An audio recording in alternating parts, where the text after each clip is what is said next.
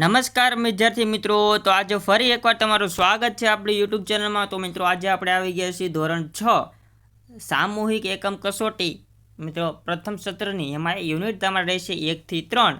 વિષય રહેશે આપણો અંગ્રેજી અને તારીખ મિત્રો આજની જોઈ લેજો 5/10/2024 અને સમય મિત્રો 1 કલાક. તો મિત્રો આજે ટૂંકમાં ધોરણ 6 એકમ કસોટીનું અંગ્રેજીનું પેપર લઈને આપણે આવી ચૂક્યા છીએ. તો મિત્રો વિડીયોમાં એન્ડ સુધી બને રહેજો, આપણે સંપૂર્ણ પેપર જોવાના છીએ મિત્રો. તો મિત્રો હજી સુધી યુટ્યુબ ચેનલ લાઇક ન કરી તો આ મિત્રો વિડીયોને લાઇક કરી દો, યુટ્યુબ ચેનલ સબસ્ક્રાઇબ કરી બાજુમાં બેલ બટન મિત્રો દબાવી દેજો. અને મિત્રો જો તમારે મિત્રો આની પીડીએફ ફાઇલ જોતી હોય ને તો મિત્રો પીડીએફ ફાઇલની લિંક આપણે ડિસ્ક્રિપ્શનમાં અને તમે ટેલિગ્રામ અને વોટ્સઅપ ચેનલ ઉપર તમને મળી જશે. જેમાં તમે વન એજ્યુકેશન ગુજરાત લખશો તોય તમને મળી જશે.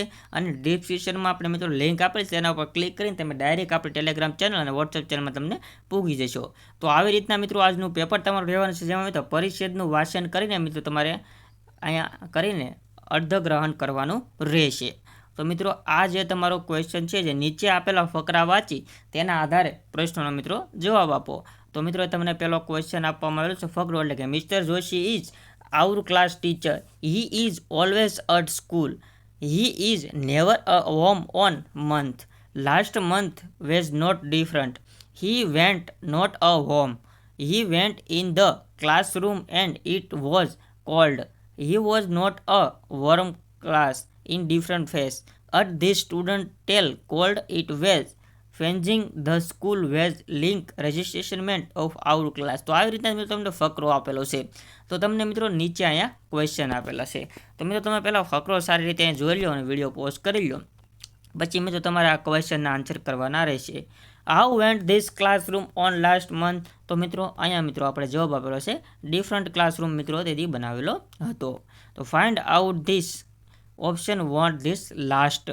તો લાસ્ટ એટલે કે મિત્રો છેલ્લું જે ઓપ્શન છે મિત્રોમાં છેલ્લો જવાબ આવશે. પછી આવી જાય છે went mister Joshi on last Monday. તો મંડે મિસ્ટર જોશીએ શું કર્યું હતું છેલ્લા મિત્રો લાસ્ટ મંડે ડિફરન્ટ મિત્રો હતો.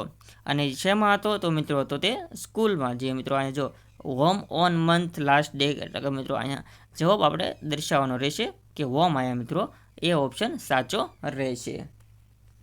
થોડાક આગળ આવી જઈએ તો મિત્રો અહીંયા આવી જાય છે 4મા નંબરનો ક્વેશ્ચન.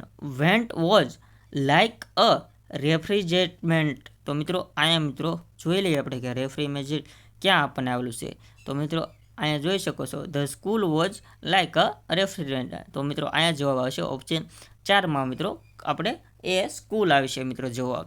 પછી લાસ્ટ મંથ વોઝ ડોઝ એટલે ખાલી જગ્યા ફોર મિસ્ટર જોશી. તો લાસ્ટ મંથ વોઝ ફોર મિત્રો તો મિત્રો અહીંયા જવાબ આવશે ડિફરન્ટ. જે આપણે અહીંયા મિત્રો ફકરાની શરૂઆતમાં આપેલું છે કે લાસ્ટ મંથ વોટ નો ડિફરન્ટ એટલે કે અહીંયા નો ડિફરન્ટ લખેલું છે પણ આપણે અહીંયા ડિફરન્ટ લખેલું છે એટલે કે what different for mister Joshi. એવી રીતના આપણે આન્સર અહીંયા જવાબ લખી શકીએ છીએ.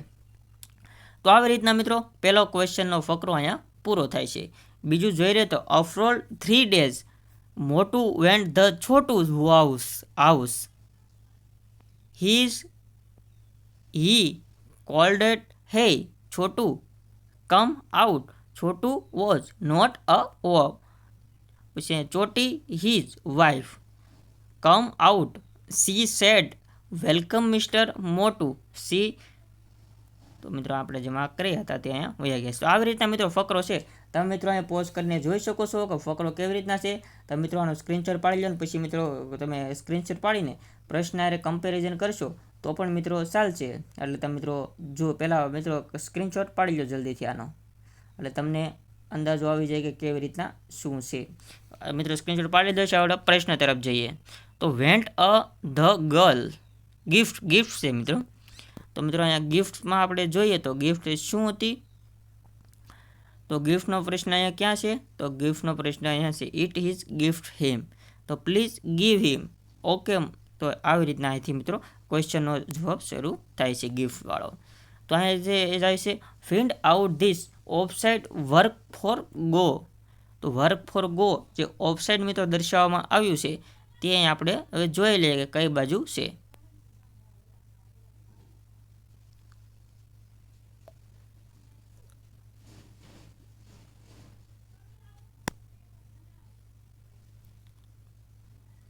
તો મિત્રો હવે આપણે આગળ વધી જઈએ તો તે પ્રશ્નનો જવાબ આપણે અત્યારે રહેવા દઈએ છીએ.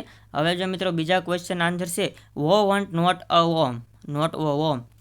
તો મિત્રો નોટ અ વોમ ક્યાં આપણને જોવા મળે છે? તો મિત્રો છોટું વોટ અ નોટ વોમ, જે બીજી લાઇનમાં જ આપણને જોવા મળે છે અહીંયા. તો અહીંયા મિત્રો આવી જાય છે જવાબમાં છોટું. તો છોટું છે. ધીસ મેસેજ વોઝ, તો મિત્રો અહીં ખાલી જગ્યા છે. તો અહીંયા મેસેજ શું આપેલો છે? તો આપણને આપણે જોઈ લઈએ કે શું મેસેજ છે. તો મેસેજ આપણે ક્યાંથી આપણને મળી જશે? તો મેસેજ જો અહીંયા ફકરામાં આ જગ્યાએ, તો અહીંયા આપણને ફકરામાં મળી ગયું કે thank you for this blanket. તો મિત્રો બ્લેન્કેટ માટે થેન્ક યુ કીધેલું છે. તો મિત્રો અહીંયા આપણને જવાબ જો આવી ગયો thank you for blanket, option number D. અહીંયા આવી જાય છે વેન ડીડ છોટી ઓફર મોનું. તો છોટી ઓફર મોનું શું મિત્રો છોટી ઓફર કરી હતી મોનુને. તો છોટીનો આપણે ક્યાં મિત્રો સ્પેલિંગ આવે છે? તો છોટી મિત્રો અહીંયા આવી જાય છે. તો વેન્ટ અ છોટું, તો મિત્રો છોટીએ શું ઓફર કરી હતી? તો ગિફ્ટ હિમ. તો ઓકે પ્લીઝ ગીવ હિમ. તો મિત્રો તો અહીંયા મિત્રો આ ક્વેશ્ચનમાં જવાબ આવશે ગિફ્ટ, કેમ કે છોટીએ ગિફ્ટ આપી હતી. તો આવી રીતના મિત્રો આ બધા ક્વેશ્ચન છે મિત્રો. તો મિત્રો જો આવી રીતના ફકરો છે તો આ ફકરાના આન્સર આવી રીતના છે. તો મિત્રો પોઝ કરીને તમે સારી રીતે જોઈ લેજો, કેમ કે આપણે બધા કરાવવા છે તો આપણું પેપર ખૂબ જ લાંબુ થઈ જાય છે. તો મિત્રો આ મિત્રો બીજું છે after sunset Birju and his friends gather the at the village gate. તો આવી રીતના છે. તો મિત્રો આ જો મિત્રો આન્સર આવી રીતના રહેવાના છે આ ફકરાના. તો બીજા ફકરા તરફ આગળ વધી, કેમ કે પેપર આપણે મિત્રો ખૂબ જ લાંબુ છે. તો 4માં 9નો ફેક કરો આવી રીતના છે. તો મિત્રો તમે આસાનીથી ઉપરનો પેરાગ્રાફ જોઈને તમે મિત્રો આસાન મિત્રો તમે લઈ લેજો. જે આપણે અઘરું છે તે આપણે વિડીયોમાં કરાવી દઈશું આગળ. તો આવી રીતના છે સમરીઝ જે 5મા નંબરનો ક્વેશ્ચન છે. આવા કુલ 5 ફકરા તમને આપવામાં આવેલા છે, જે 3 પેજમાં ફેલાયેલા છે. તો આવી રીતના 5 આન્સર આપવામાં આવેલા છે. અહીંયા ઓપ્શન પણ આપેલા છે. તો મિત્રો સાવ ઇઝી ક્વેશ્ચન આ થઈ જાય છે. હવે આગળ જોઈએ તો મિત્રો યોગ્ય વિકલ્પ મિત્રો આપણે ગોતવાના છે. તો અહીંયા મિત્રો આ વ્યાકરણ વિભાગનું આ ક્વેશ્ચન પૂરેપૂરો આવી જાય છે. તમે જોઈ શકો છો મિત્રો વેર આર યુ ગોઈંગ. તો મિત્રો અહીંયા જવાનું કહે છે કે તમે ક્યાં જાઓ છો. તો એમ તો ઓપ્શન એ પ્રશ્નાર્થ ચિહ્ન મિત્રો આપણે લગાડવાનું રહેશે. ગોઈંગ એટલે તમે પ્રશ્ન પૂછે છે કે તમે ક્યાં જાઓ છો.